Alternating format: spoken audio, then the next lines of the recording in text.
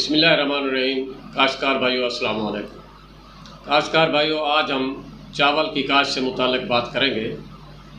आप जानते हैं कि हमारे यहाँ चावल जो है रिवायती तरीके यानी पनीरी से काश्त किया जाता है, जिसकी वजह से हमारे पौधों की तादाद जो पैदावार में इंतहाई अहमियत के हामिल होते हैं पूरी नहीं हो रही। यानी फ़ी एकड़ पौधों की तादाद भी कम रहती है। और दूसरा ये कि जो लेबर के एक्सपेंसेस हैं, फ़ी एकड़ जो ख़र्चा आता है पनीरी को मुंतकिल करने के लिए, वो भी रोज़ ब रोज़ बढ़ रहे हैं, क्योंकि अफरादी क़ुव्वत की रोज़ ब रोज़ कमी होती जा रही है। और वो काश्तकार जिनके पास अफरादी क़ुव्वत नहीं होती, मैं समझता हूँ उनके लिए जो मैं ये बताने जा रहा हूँ एक गैर रिवायती तरीका काश्त का, वो बिल्कुल बेहतर है। क्योंकि आजकल महंगाई के दौर में अगर आप देखें तो फ़ी एकड़ ख़र्चा जो है हमारा पनीरी के मुंतकली का, वो 5 से 6 हज़ार बल्कि इससे भी बढ़ गया है। इसलिए ना तो पौधों की पूरी तादाद हो रही है और हमारा ख़र्चा भी खामखा बढ़ता जा रहा है, जो आखिरकार हमारी जो नेट इनकम है, आखिर में जो फ़ाइनल हमारी आमदनी होती है उस पर असरअंदाज होता है। तो काश्तकार भाइयों, आज मैं ये आपसे गुजारिश करूँगा कि ये गैर रिवायती तरीका, इससे एक तो हम काम की रफ्तार को बढ़ा सकते हैं और दूसरा एक दिन में ज़्यादा से ज़्यादा हम फसल काश्त कर सकते हैं। इसमें एक मसला है, वो थोड़ा सा ये है कि हमें स्प्रे तो रिवायती तरीके में भी करनी होती है। जब हम फसल की पनीरी को मुंतकिल करते हैं, वो भी महीने एक के बाद जड़ी बूटियाँ उगाती है, तो स्प्रे तो करना पड़ता है। यहाँ ये मसला है कि थोड़ा सा जो जड़ी बूटियाँ हैं वो पहले उगाती हैं। अगर हम इन जड़ी बूटियों और जो थोड़ा सा उगाव का भी मसला होता है बीज का, अगर हम इन दो चीज़ों पर काबू पा लें, इन दो मसाइल पर यानी उगाव के मसले पर और जड़ी बूटियों के कंट्रोल पर, अगर कंट्रोल के मसले पर अगर हम इसको कंट्रोल कर लें, काबू कर लें, तो ये मसाइल हल हो सकते हैं। काश्तकार भाइयों, ये बराह रास्त तरीका जो है चावल की फसल को बराह रास्त बीज से उगाना, इसमें जो मैं आपसे पहले गुजारिश कर चुका हूँ, अगर हम चंद बातों पर, चंद ऐसी बातें हैं, चंद ज़रूरी अवामिल हैं, अगर हम इन पर अमल दरामद कर लें जो मैं आपको बताने चला हूँ, तो हमारी पनीरी से बिल्कुल ही जान छूट जाएगी। और वो अवामिल हैं, मैं एक एक करके आपको बताऊँगा। वो अवामिल हैं, एक तो है ज़मीन की तैयारी। काश्तकार भाइयों, इस जो डायरेक्ट सोइंग होती है, बराह रास्त बीज से जो सोइंग होती है, इसमें ये ज़रूरी है कि हमारी ज़मीन हमवार होनी चाहिए, ताकि हमारा जो पानी हम जो लगाते हैं, पानी जो देते हैं, वो पूरे खेत में यकसां, पूरी फसल को यकसां तौर पर मुयस्सर हो। दूसरा है मौजू जो अक़साम है, सिवाय किसान बासमती के, इसमें तमाम की तमाम वैरायटीज़ जो हैं हम डायरेक्ट सोइंग कर सकते हैं, यानी बीज के ज़रिए काश्त कर सकते हैं।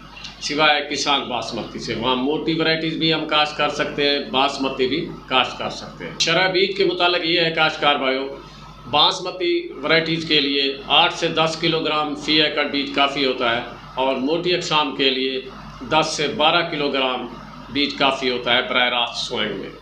जहाँ तक वक्त काश्त है, मोटी अक़साम हम 20 मई से लेकर 7 जून तक, इवन के 15 जून तक भी काश्त कर सकते हैं। और जो हमारी बासमती अक़साम है, इनको 7 जून से 25 जून तक, 30 जून तक काश्त कर सकते हैं। काश्तकार भाइयों, आप आते हैं इसके तरीक़े काश्त से मुताल्लिक़।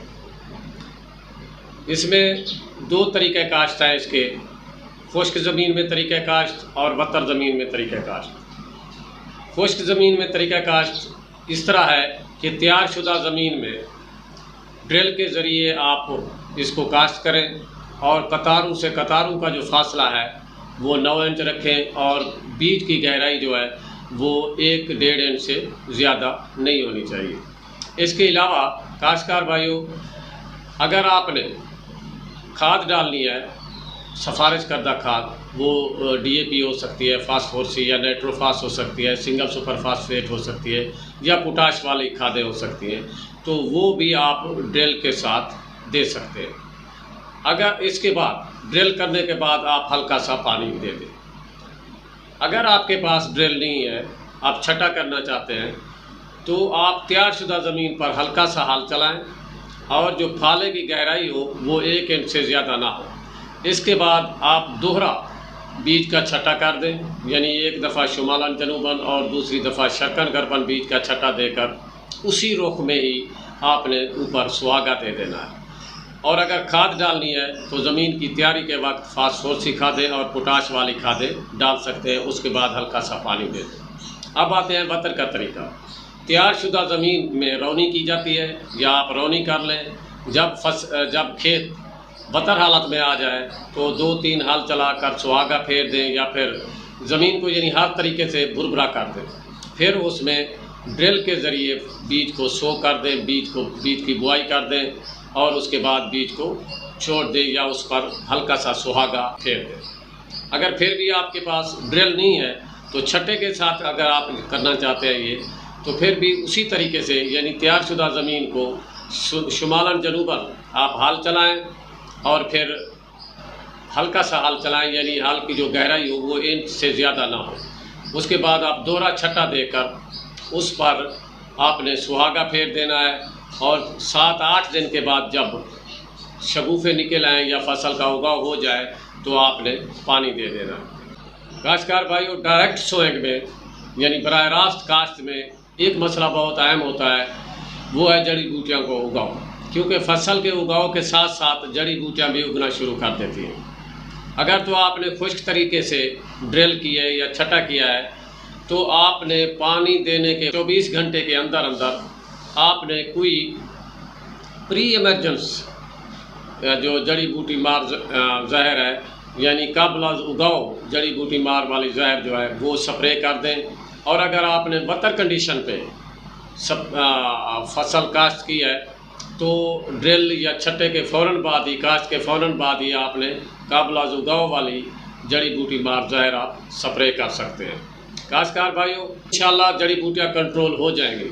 अगर इसके बावजूद भी जड़ी बूटियाँ निकल आती हैं तो आपने उन जड़ी बूटियों को भी कंट्रोल करना है, तो फिर बाद अज़ उगाव वाली कोई एक आध स्प्रे कर देंगे तो इंशाअल्लाह आपकी फसल जो है जड़ी बूटियों से महफूज रहेगी। काश्तकार भाइयों, इसके बाद आती है इसकी आबपाशी।